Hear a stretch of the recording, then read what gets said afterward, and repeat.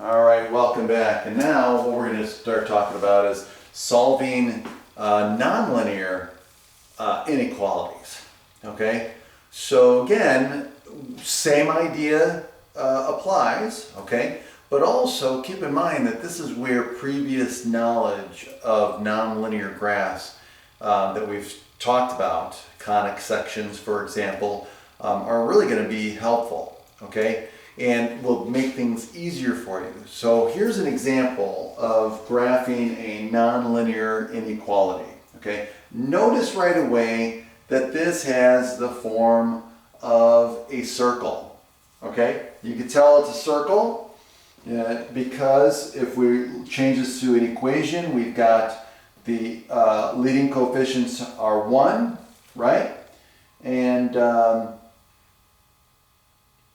we've got x squared, right? And we've got a y squared, and we've got the radius. So it has the form of a circle. So the first step is to graph the equation, right? So if we graph the equation, we would graph x minus 2 squared plus y squared equals 9.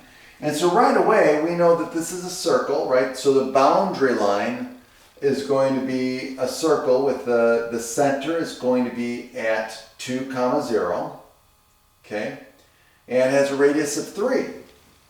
So immediately, oh, and by the way, if you're thinking about it, what does this mean? This is meaning, hey, I want all of the points such that, I want all the points of every single circle such that the radius is bigger than 9.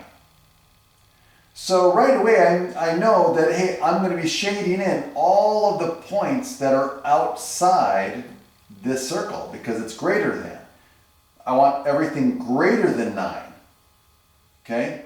So in this case here, I'm going to have at 2, 0, so the radius is right here, or excuse me, the center.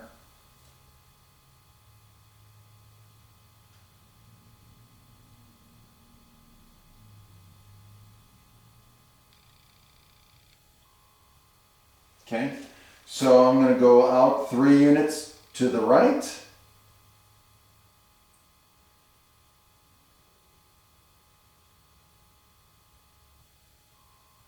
Three units to the left. I'm going to go 3 units down and 3 units up. And so when I sketch the graph, that's what I'm looking at, right? So now, again, you can do a test point, right? So I can choose 0, 0, the origin, it's inside, right?